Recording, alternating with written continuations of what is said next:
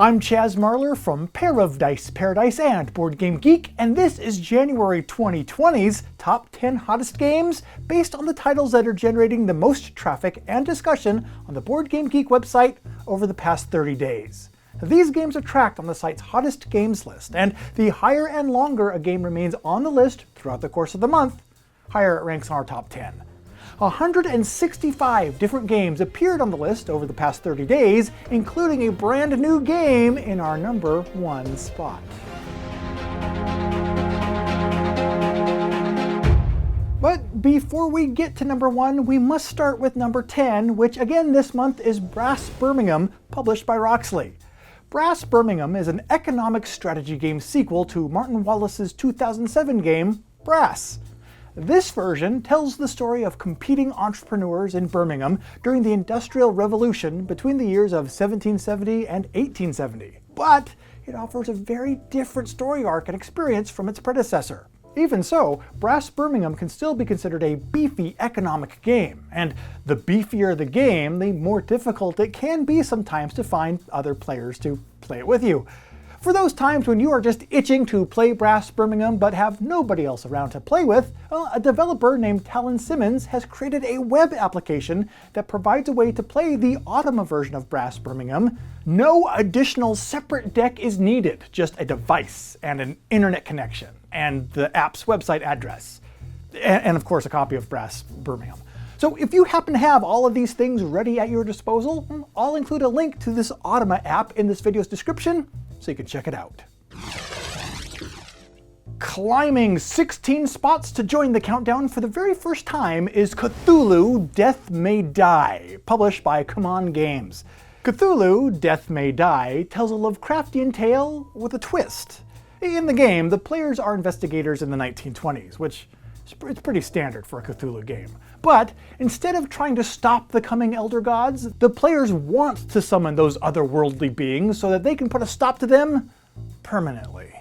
Players start the game already insane, and while their long-term goal is to destroy Cthulhu once and for all, at some point during the game, the combination of the character's mental state and unfortunate dice rolls will likely cause them to do something terrible. Perhaps something so terrible it just might work, but terrible nonetheless. The game has multiple episodes comprised of 2 acts each, which take place before and after the players have summoned whichever ancient evil they happen to be summoning that game. If a player dies prior to the summoning, well, then the game ends in a loss for all the players. But once the Elder One is on the board, as long as at least one player survives, then there's a chance everyone can still win. Sounds like pretty reasonable odds to me.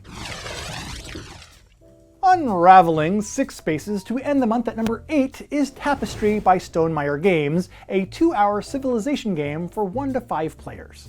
In the game, players will compete to create the civilization with the most storied history, starting at the beginning of humankind and reaching into the future by achieving upgrades along 4 different tracks: a science one, technology, exploration, and military, all of which will earn them progressively better benefits. The Tapestry already includes many cool 3D components, but for those looking to upgrade their copy of the game just a wee bit more, BoardGameGeek user K. Lund has your back. He's developed a set of 3D printable upgrades for Tapestry. These 3D models are available to download and print from Thingiverse, or they're also available to purchase directly from him in the BGG Marketplace. Now, among these upgrades that he's designed are snap-on bases for each of the game's buildings, so they completely fill their spaces on the capital map. That alone makes me super interested in these 3D printable upgrades. So if you're also super interested in these 3D printable upgrades, I'll include a link to a forum post that has more information about them in the video's description. Lurking back 4 notches down to number 7 this month is Nemesis by Awakened Realms, a 1 to 5 player survival sci-fi game where players are woken up from hibernation as a crew of a long dormant voyaging spaceship, only to find that one crew member is dead and vicious alien invaders have viciously invaded the ship with vicious intent. Nemesis is a viciously cooperative game combining bluffing, backstabbing, and other elements of a science fiction survival horror adventure. As such, a player's very survival can hinge on whether or not their next move goes according to plan. And so, Enter BGG user RNGSUS, who I cannot pronounce, but I do appreciate because he has posted a statistical analysis and several cheat sheets which calculate the risks associated with certain actions in the game, such as how at risk am I from contamination cards, or how likely is an intruder to be killed, and how likely am I to die from the very next attack. Now, I'm not posting screenshots of these cheat sheets here, just in case this information could serve as spoilers, but if you'd like to crunch the numbers yourself, you'll find a link to these charts and graphs in the description. Nesting at number 6 for a second month in a row is Wingspan, designed by Elizabeth Hargrave and published by Stonemaier Games. Wingspan is a competitive, medium-weight, card-driven engine-building game in which your fellow players are bird enthusiasts, researchers, bird watchers, ornithologists, and collectors, each seeking to discover and attract the best birds to their network of wildlife preserves. As with Brass Birmingham, I recently discovered an app by a BGG user, this time Gav Masterflex, who digitally automates Wingspan's Automa mechanism, allowing players to play solo without the need for additional cards or other physical materials. This app was recently updated to support the European expansion as well, so if you'd like to fly solo while playing a few games of Wingspan yourself, you'll find a link to this app's forum post. Where else? Why, in this video's description, of course. Where else would I put it? I mean, seriously, is there anywhere else I could put these links? I mean, I really feel like I'm repeating myself this episode, and it's kind of freaking me out. Strategically retreating 4 spots to regroup at number 5 is Marvel Champions, the card game by Fantasy Flight Games. Marvel Champions, the card game, invites players to embody iconic heroes from the Marvel Universe as they battle to stop infamous villains from enacting their devious schemes.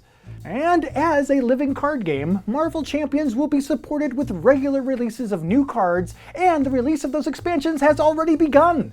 And for anybody who has already lost count of these expansions, me, here is a list of the game's 5 current and upcoming expansions as of the time of this recording.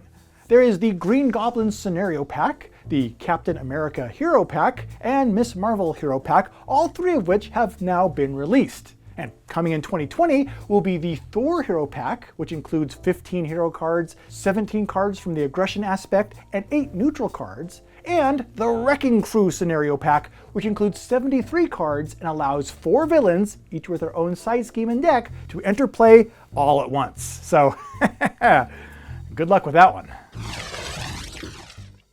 After several months of slipping down the countdown, Terraforming Mars bounces back to end this month at number 4. In the 2400s, mankind begins to terraform the planet Mars. Giant corporations, sponsored by the world governments of Earth, initiate huge projects that raise the temperature, the oxygen level, and the ocean coverage until the environment of Mars becomes habitable. Terraforming Mars recently released its 5th official expansion, Turmoil, which adds a political aspect to the game. But there's also several grassroots player-made expansions that have also been developed for the game over the years, a prominent one of them being the Pathfinders expansion by BGG user Affy. This fan-made add-on was recently updated to add support for the Turmoil expansion as well. And since I can't figure out a better place to put it, you'll find a link to info about the Pathfinders content in this video's description.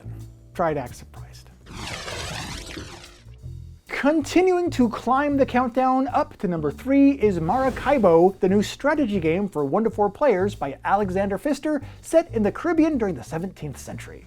In Maracaibo, players try to increase their influence with 3 nations over the course of 4 rounds. Games typically take around 40 minutes per player, with those players sailing across the Caribbean where they will encounter various city tiles where goods will be delivered to and various actions can be performed.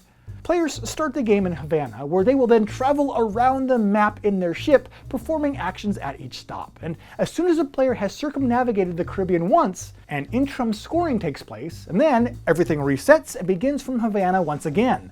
But this is not a race. Instead, at the end of the game, it's the player who has amassed the most victory points that's declared the winner. You'll find nothing included in this video's description for Maracaibo. Cutting a swath back up the chart to end the month at number 2 is Gloom Haven, a game of Euro-inspired tactical combat in a persistent world of shifting motives by Cephalofair Games. Now I have talked a lot about Gloom Haven on this countdown. So much, in fact, that it'd probably take an entirely new game to find anything else to say about Gloom Haven. Well, we're in luck, because with the recently announced new title in the Gloom Haven universe, Frosthaven, there's a lot more to say.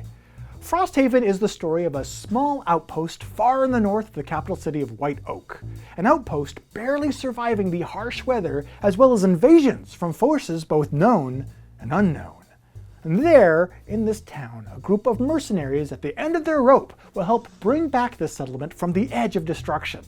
Frosthaven is a standalone adventure from the designer and publisher of Gloom Haven that features 16 new characters, 3 new races, and more than 20 new enemies, plus more than 100 new items and a new 100 scenario campaign. In addition to having the well-known combat mechanisms that you'll find in Gloom Haven, Frosthaven will feature much more to do outside of combat, such as numerous mysteries to solve, a seasonal event system to live through, that's great, survive the winter I guess, and player control over how this ramshackle village expands, with each new building offering new ways to progress and giving players new things to talk about, guaranteeing that this game will probably be mentioned on this countdown for months to come. And climbing 3 more spots this month to reach number 1 for the very first time is Tainted Grail, The Fall of Avalon, published by Awaken Realms. In a land that is slowly sinking into the weirdness and torn apart by conflict, surviving each day is a challenge all on its own. No, this isn't life on Twitter. This is Tainted Grail, The Fall of Avalon. In this game, starvation, sickness, violent weather, and random incidents all conspire to end your journey. What's more, guardian menhirs, which ensured safe travel throughout the realm, are slowly going dark, turning simple logistics into an involving puzzle. To overcome these challenges, the character that you play must develop and grow along several conflicting lines of attributes, such as brutality, empathy, practicality, and spirituality. All of these traits unlock a rich choice of mutually exclusive skills and lead to different deck-building strategies, with the objective being of making character advancement meaningful and deep as you play the game. The designers of Tainted Grail, The Fall of Avalon, aim to push the boundaries of the game's non-linear narrative, building upon Awaken Realms' past experiences of infusing ambitious stories with engaging board game mechanisms and striking visuals. And there you have it, your list of the top 10 most popular board games as of January 2020. And for more board game countdowns, news, previews, playthroughs, and stuff like that in video form, be sure to subscribe and turn on notifications and check the video's description so you don't miss any of the videos or other information posted on the channel. Thanks! Until next time, I've been Chaz Marler from Pair of Dice Paradise and BoardGameGeek. Take care.